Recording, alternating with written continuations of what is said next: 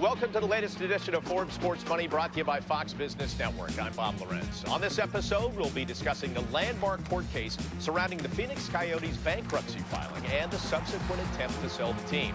We'll learn some lessons on how to run a successful motorsports business in the new economy. And as always, we'll be discussing the major movers and shakers in the sports world today. Coming up next on Forbes Sports Money, presented by Fox Business Network.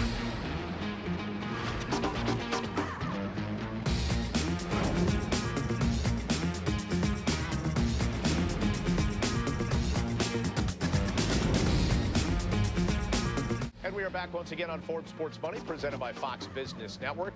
Michael recently met with a man who seems to have a plan on how to win in motorsports, both on the track and in the spreadsheets. Tell us about that. I did, Bob. As you may know, the motorsports business is a tricky one, especially these days. The investment into a racing automobile and team costs millions, and simply having a business plan based on winning every time at the track is really just a gamble.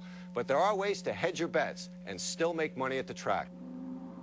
It's a cold, rainy day at the New Jersey Motorsports Park in Millville, New Jersey.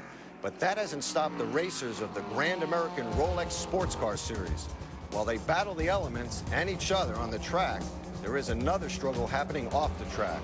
A contentious fight for survival during a racing era that is witnessing the decay of the American car industry, and along with it, their sponsorship dollars that went into racing.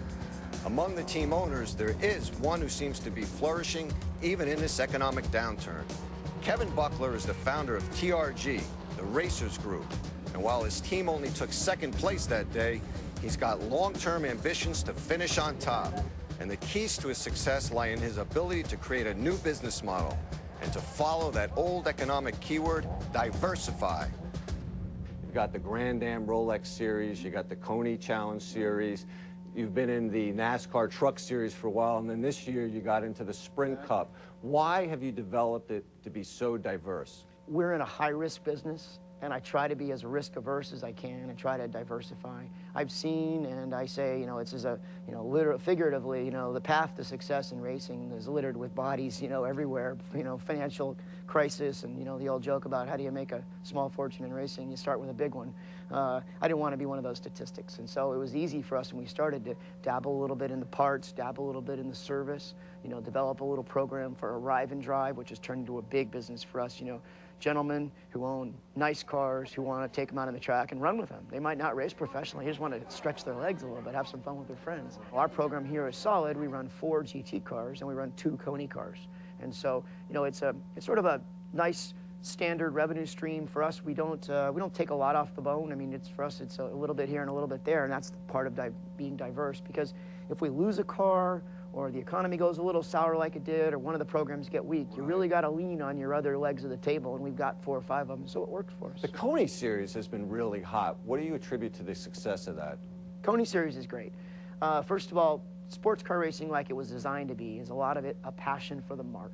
People come here, there's car corrals here this weekend, there's people that love their Porsche, love their Ferrari, love their Corvette, and they can come and sort of show that. I know they do that in NASCAR, but it's a little, I say it a little disingenuous because the cars really aren't those types of cars. Here, especially in Coney, those are true production-based, off the showroom cars that are being raced, that have been turned into race cars. Roll bars, safety equipment, some engine tweaking, some massaging. But people can get in for a moderate budget, race in a professional series, get some television coverage, and sort of measure themselves. Again, some of the best in the business. I mean, you'll see some of the best names in all of sports car racing in Coney on a given weekend. About a year ago, NASCAR bought the Grand Am Series. How has that worked out? Has it changed anything from a business perspective from your end? It's changed, but not enough. I mean, I've been one of the big proponents of trying to push a little bit more of the NASCAR branding on Grand American. I think all of us that have been with Grand American and several of the people that founded it are very proud, hopefully not proud to a fault, because what we want is we want to be able to show our partners on the Grand American side what a great value sports car racing is. Fortunately or unfortunately, NASCAR is always the 600-pound gorilla in the room, so when you kind of bring the two together, it's nice because it's all sort of under one central management down there in Florida now. A lot of the same people, a lot of the rules and a lot of the all the protocols have been sort of stabilized, and it seems like it's a good thing. How does the economics of the road racing and NASCAR differ? Sports car racing has generally been sort of the playground of the wealthy enthusiast or the factories. It's been pretty rare that actually a business-driven team could come in and make it truly as a sports-related business, and we did that. And so, you know, we've got a really solid little business model on the sports car side where we really deliver for all of our programs, whether it's the arrive and drive or the professional racer or our parts business back home. The economics of the NASCAR side are different. Most all, especially in the Sprint Cup garage. In the Sprint Cup, which is the big, you know, Mac Daddy of all of the, as far as I'm concerned, it sucked the life out of all racing in the United States. I mean, is that because budgets got so big? Well, it is very sponsor-driven in the Sprint Cup garage. People don't do it out of passion. They do it out of business, and it's big business. I mean, you see most of the names of many of the top Fortune 500 companies are somehow involved in motorsports or involved in NASCAR. You and I both know sponsorship is the key, and showing sponsors how they're going to get a return on investment. How do you connect the dots between the excitement of all your racing assets with the sponsors? The old days of putting a guy's name on the car and having it circle around the track and hopefully it equates to sales, those days are sort of gone forever. That's still a valuable component of the whole message, but it might be number 3. Nowadays, we're bringing lots and lots of corporate executives to the racetrack, and we're doing business like the old golf course days. So you've got a corporate hospitality element where we're taking a time with these executives and showing them a great experience. There's also a B2B avenue where there'll be other businesses that'll be here in the paddock doing business with each other. It's a great chance for us to sort of positively influence the decision makers. A true disciple of diversification, Buckler created another revenue stream outside of motorsports. That company is now a sponsor of TRG.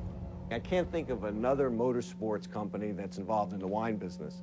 I think it's ironic that I picked the 2 businesses that I can think of in the world that both can be, you know, someone that really doesn't have a profit motive or a business motive comes in as our competitor. Someone retires from selling a software company, wants to be in the wine business or the racing business. And you got to fight that, you know, it's tough. But we followed our passion and stayed true to our cause, and we made excellent, excellent wine as a little small winery.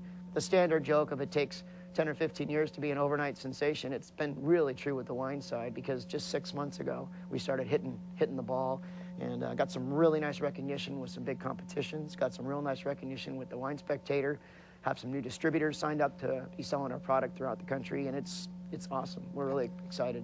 All right, very interesting, Mike. Very diverse, I should say. And I guess the most important question is, can you get me a good discount on a nice Cabernet? I took it myself, sorry. But you'll get the next one, Bob. That's the only question I have. That was the most important. Now, let's talk about him jumping up to Sprint. That seems like an expensive proposition. Is it for him, and should he stay in it? Well, what's helping him, Bob, is the diversified that he has in his industry. You know, he's got the wine, he's got the road racing, he's got the business where celebrities show up, pay him to use his cars and race.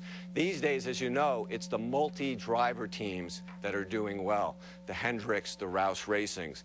For this guy to do well, he's going to have to qualify for the Sprint Cup chase, or at least make the top 35 so he can get a qualification for next year's first 5 race. He's 37, so he's got a shot. All right, so he's feeling good about that. Now, what about some of these other things? Coney, I'd never heard about that. Is that a profit-making thing? Is that good for him? These are doing very well. The profits are strong. NASCAR bought the road racing tour last year. So as you know, if NASCAR is paying money for it, they know it's hot, they know it's competitive. But for Buckler to make big money, he's going to have to do well in Sprint. So he seems pretty insulated here because he doesn't have to rely on all the sponsors like some of the NASCAR and the Sprint teams do. And it's a good thing. He lost General Motors as a team sponsor 2 years ago, you know, as part of the downturn in the auto industry. His diversification, he makes parts also for Porsche. He has a facility for that. So that's generating some cash to give him the foray into NASCAR.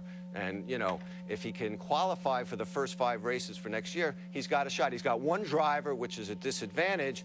Doesn't have the big sponsorship money. It's his own wine company sponsoring his auto racing.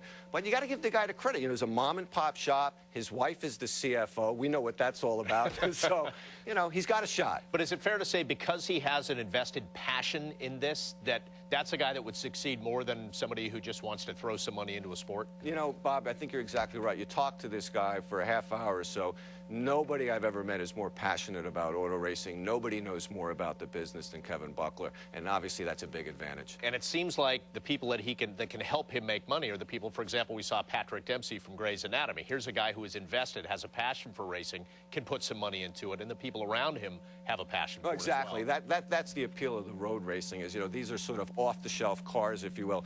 People who go to the track to watch these races know that these are cars that they themselves could buy, and as you just mentioned, some of them do come, those with the money, and race them, and that's really the appeal to this. They don't do well on TV. They are on the Speed Channel, but they don't really get much money from that. Right. But the passion is what brings people to the track. All right, I got to hit the brakes. I got to go. With that, we thank you for joining us on the latest edition of Forbes Sports Money.